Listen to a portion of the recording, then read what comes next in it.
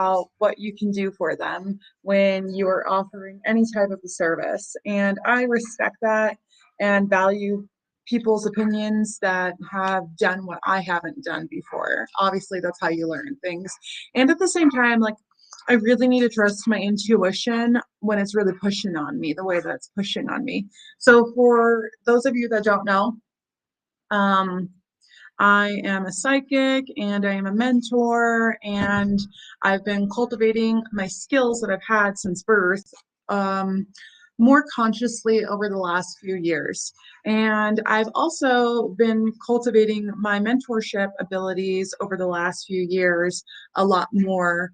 But it's always been on and off with me taking different programs and such like that. I'm a natural leader and I'm a natural helper, and it's just who I am. So, anyways, I wanted to talk today about grief and why the hell I even give a crap about grief. Why am I talking about grief? Why is it important to me? Why do I, want to bring such attention to this topic? What I did was I wrote down kind of like a timeline for myself since 2016. And let me do some math here. What are we in? We're in the year 2024, 2016. So that's kind of like 8 years that I am having a time span for that I want to chat about a little bit here. And then let's see, 2024 minus 2016. I'm doing some math. Okay. So I want to say around the age of 29, right as I was starting my Saturn's return. Saturn is Big Daddy Saturn. He takes about 28 to 30 years to transit your personal natal chart from your time of birth. So Saturn, from the time that you're born, won't make a full transit back to the spot of what you were born until 28 years to 30 years later. And this is called your Saturn's returns. When Saturn's return happens, it can be, it normally is life altering, either good or bad when you have your Saturn's returns. So essentially, the year 2016 for me, about 8 years ago, was about my time of Saturn's returns. And I just kind of want to give a rundown of what has happened in my life since my Saturn's return until now, and why that is connected into my grief journey and why I care about grief so much, why it's impacted me personally, and how I desire to support others through that type of a life event. So going back to 2016, 2016, I got married that year, and I also had experienced the death of my grandma. And after my grandma died that December, the following year of 2019, I'm sorry, of 2017, I had 8 other people pass.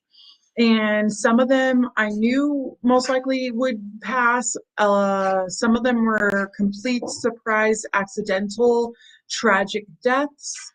Some of them may have been a suicide or a murder.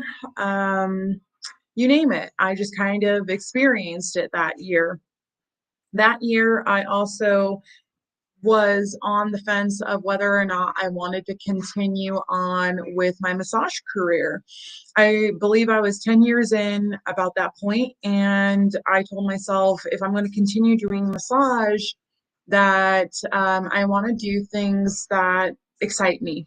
So I let myself spend a couple $1,000s that year, and I took a few different continuing education courses. So not only was I committing myself to more longevity in the career that I currently was in, and enhancing my ability to provide in that career, I also was dealing with compounded grief while I was taking those classes. Now, I want to speak about this a little bit, okay? Because growing up as a child, um, I dealt with different environments um, of growing up, like different, how do I say this? Like, there was a lot of trauma around me. Okay. There was a lot of trauma, a lot of chaos, and not a lot of peace. So when you grow up in an environment like that, the ability for you to actually learn and retain what you were learning is actually rather difficult due to the compounded trauma, drama, um, nervous system. There's so much to it. I'm not going to dive into that aspect today, okay? I'm just kind of giving you an understanding of what it's like to deal with compounded grief and also trying to learn at the same time. So, needless to say, because of all that death that had happened and me taking those courses, I was only able to hold on to two different modalities out of the four that I took that year. Because I just couldn't keep it in my body. Like my body was so traumatized from grief that I couldn't even really remember what I did in the class. I wasn't really in my body. I was disassociated a lot of the time during that time. And I thought to myself, it's just going to be okay. Like I'm going to make it through this. I don't really have a choice. I'll just keep going about life like it's normal and I'm going to be okay. So fast forward to 2018. That year, I experienced quite a bit of health issues. Like I had my spleen swell up on me in 2018, and it was scary. It was very scary because why is my organs freaking out on me? What am I doing to harm my body? Why is it not functioning right? And that year, I also experienced some more loss. Maybe it wasn't as hard hitting as some other loss because not all loss is the same effect. It doesn't affect you the same as other other things could. Okay, not every grief experience is the same level of grief. I feel like there was something else that happened that year that I'm missing.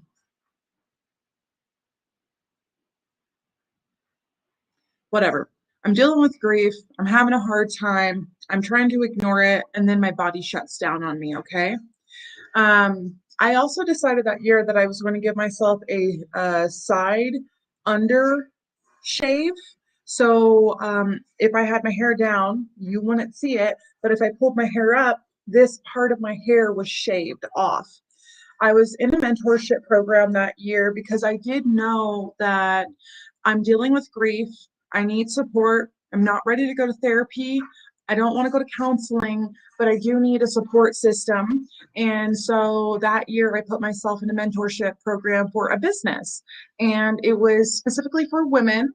And so I knew that I would have a support group from these ladies while working on a business to try and keep moving my life forward, and yet still get my emotional needs met on some level, some capacity of having a drive, having the goal, and having a network, right? And I want to speak about that head shaving thing that I brought up. The reason I brought that up is because I found out through that mentorship program from one of my accountability sisters that in other cultures, when you lose somebody, it is normal to shave your hair off while you are in grieving and mourning. And I didn't know that. On a spiritual level, I knew that, but on a conscious physical awareness, me level of now, I didn't know that at the time. And so it was really fascinating to me that I was doing these rituals and reaching out for support in some way, shape, form, or fashion, even though I wasn't necessarily ready for it, or I wasn't ready to admit to myself that I needed help. So moving to 2019, I had a near death experience in 2019. I fell downstairs. I was drinking. I was blacking in and out of consciousness. I do disassociate already, just on a mental health lifestyle. Like I told you, lots of trauma, drama in my younger years. And so disassociation is a way to actually keep you alive as a human being, to remove your spirit from your body. So that way, whatever trauma you're going through, you don't have memory of that. So I actually don't have a lot of memory of my childhood, and nor do I really have memory of the near death experience. And I remember making it down 2 flights of stairs. There was a third flight of stairs to make it down, and I ended up on the floor, the concrete floor face down.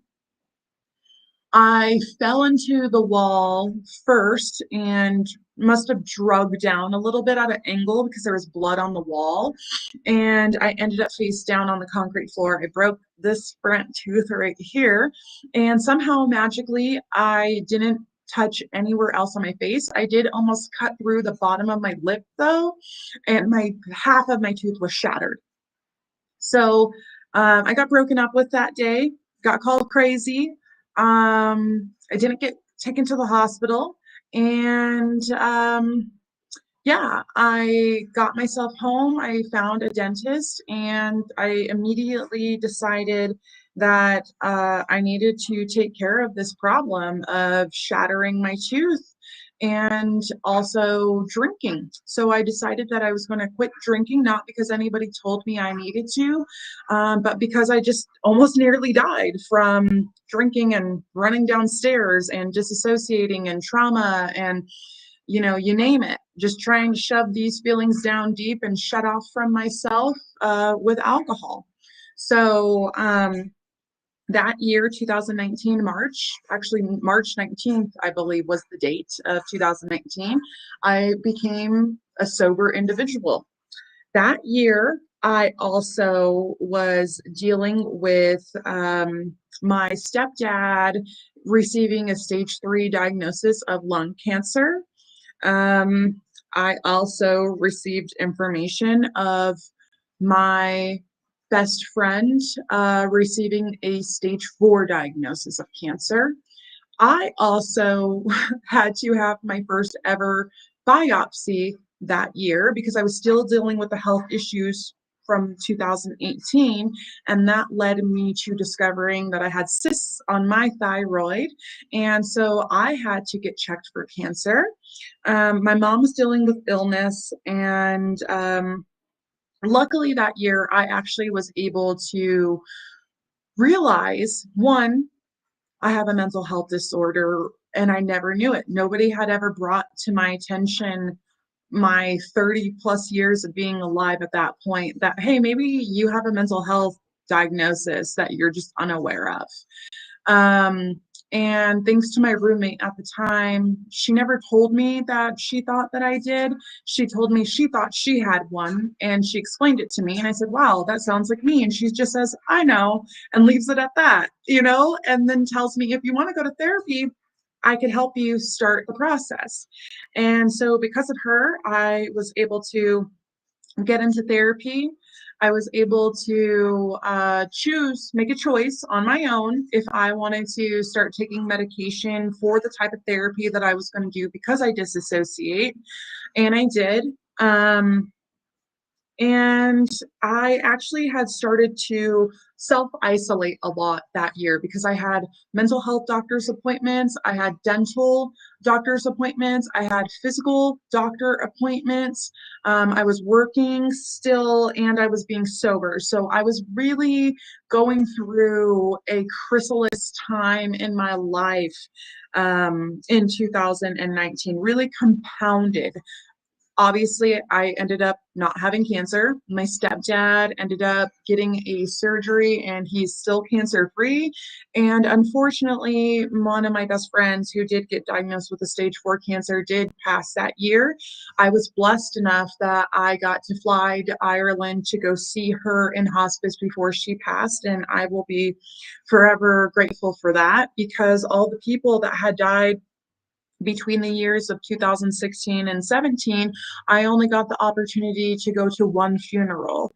And so the grieving process never really happened in a way that was like fluid and natural for all those compounded losses that I had experienced up into 2019. And I also didn't get to go to a funeral or a celebration of life for my friend that passed in Ireland in 2019. Though I did get to see her before she passed. It's still like this open, it's just a lack of closure, right? Like normally, I don't know how to explain it. I guess it's like a ritualistic way that you normally celebrate things and have closures and endings to things that are kind of humanistic in a way. So rolling into 2020, COVID happened. Um, More isolation happened, but I was already isolating at that time, so I was okay, and I was already in therapy at that time, so I was okay. And even my experience with COVID, when I was talking to my therapist about it, I said, "Listen, I have bigger fish to fry here. Like COVID's happening, and that's a thing, but I've already experienced so much trauma as a child that like this was." Kind of small potatoes to me, even though the whole world was experiencing this thing at the same time. And really struggling, I was just so deep in the grieving and the trauma and the drama from it that I just really didn't give a fuck, honestly. Um, so I was still continuing on with my medical therapies, my dental therapies, my mental health therapies, and I was also planning on a move back to California at this time because 2019 I wanted to move, but then like all this stuff happened, and I also needed to collect a bunch of information for me to get my California certification back for massage therapy, and that took quite some time to contact these people from my past because they wanted my 10-year history. So, rolling into 2021, I was finally able to move from Texas back to California. And I did that because my mom had finally gotten diagnosed with congestive heart failure. So even though my stepdad was recovering from cancer, my mom now has congestive heart failure, and the doctor says she only has 3 years to live. So I could not imagine me living my life and losing another person that I loved and not being able to be there physically. Even if I was going to lose her, I couldn't handle the thought of not physically being near her throughout this process because I had already lost so many people in such a short amount of time and experienced so much compounded grief in such a short period of time. At least it felt like a short period of time because time stopped for me. It froze. It was like a blink of the eye. And I know a lot of people can relate to this because as most people experienced COVID and had that trauma from COVID, it's like, oh, COVID just happened yesterday, but really now we're in 2025 nearly. You know what I'm saying? And I'm talking about from 2016 until now. And that's like the blink of an eye for me because of all that compounded trauma. So I moved back to California in 2021, and because my mom was sick and my stepdad was recovering from his cancer, and I wanted to support them and I wanted to be there. I kind of let fear drive me at that point, and I would never suggest to let fear drive you unless you're going to be strong and overcome fear, unless you're going to walk through fear. Don't let fear make the choices for you, is what I'm trying to say. So by 2022, um, I had put on a massive amount of weight since moving back to California at that time. I was realizing that I probably had some hormonal imbalances, but I wasn't really sure due to the healthcare system there and insurance and the way that they work. They weren't really giving me much to work with, but I knew something wasn't right.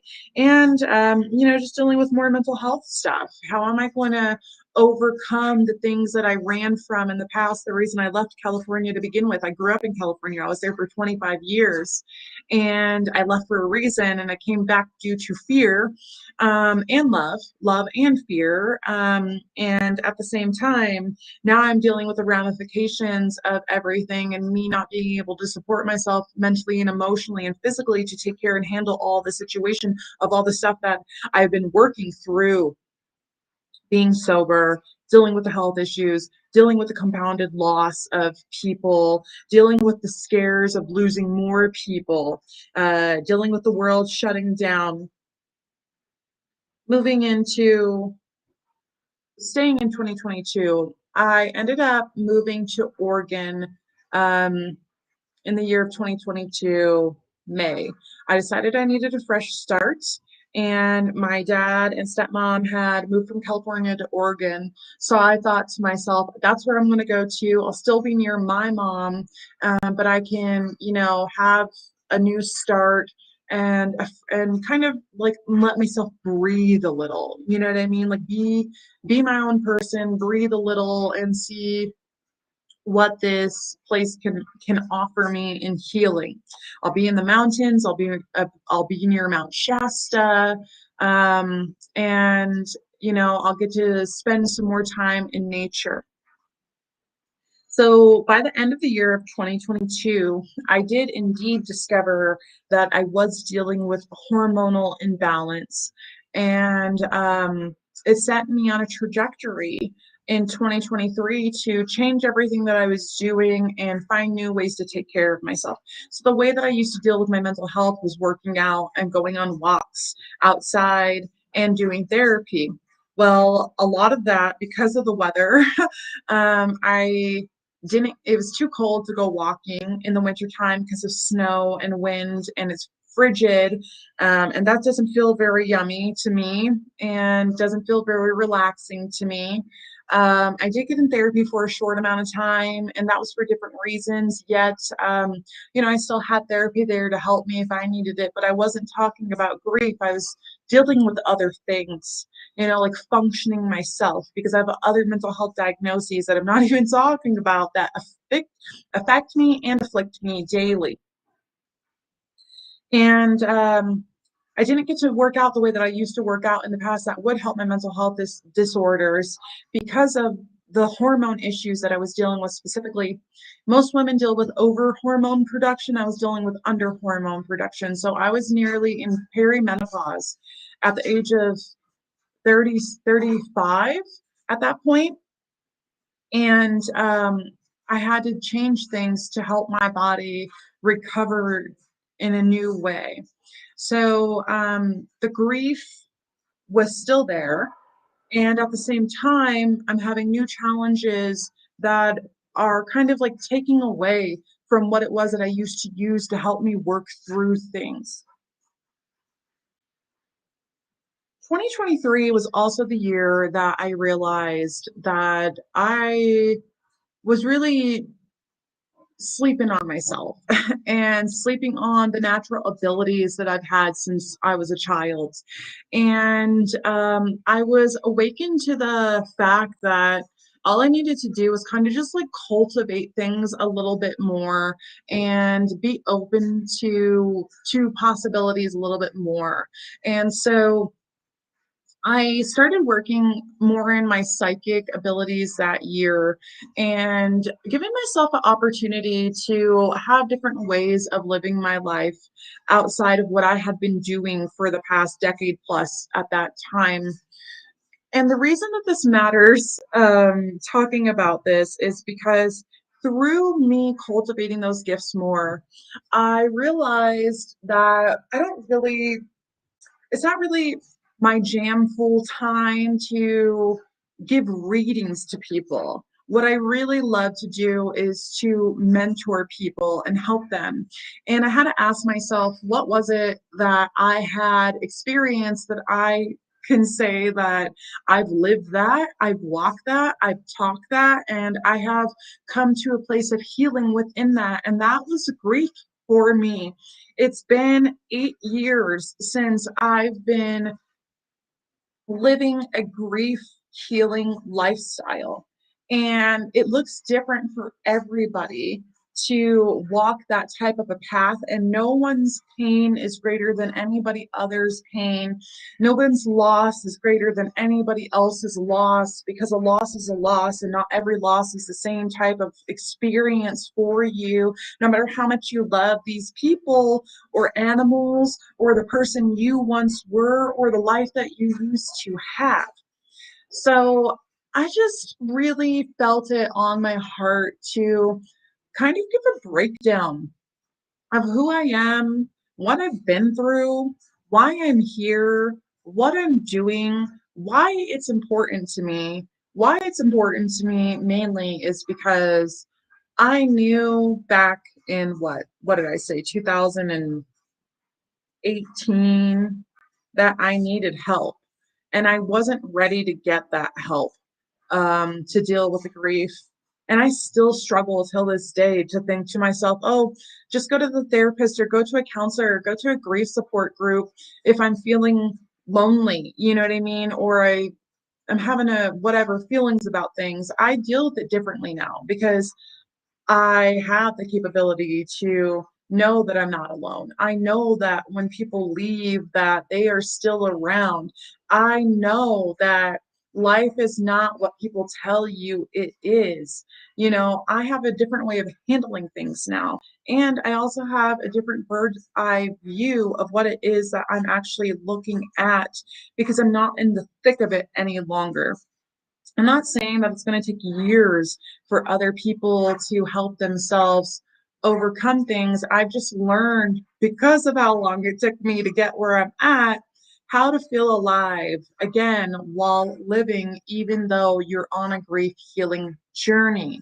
And really, it's all about these small little details, these day to day tasks, these day to day self care things, showing up for yourself, making you a priority, and that doesn't mean that you need to kick everybody else out of your life. It just means that you need to put importance upon you, your life, learning lessons from these people that you have lost and what they maybe hadn't done for themselves that you could be doing for yourself, honoring all those aspects of what it is that's no longer being reflected in your life from the other that you could learn from. You know, being brave, walking through fear with fear, but not letting fear drive you, right? Like that is for me something that feels exciting. It gives me life again. And that is amazing because I used to have such a drive from my spiritual lifestyle, from my spiritual aspects. Like, that is, if you ask me what my purpose was in life, I would tell you, oh, spirituality, living a spiritual lifestyle,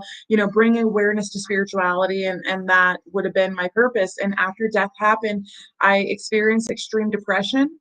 I experienced extreme existentialism, and I almost had a state of what I would say freedom from giving a fuck, from needing to know, from, you know, questioning life's big mysteries. Do I still question them? Totally. But does it drive me to the point of like obsession? No, it's a point of freedom now for me. And I'm so thankful for that. So, anyways, guys, I just wanted to take this moment just to kind of share that because, like I said, it's been on my heart for the last couple of days. And I just feel like it's important for me to practice that lesson of vulnerability and authenticity and just, you know, just being real with it. So thank you for showing up and I appreciate you guys.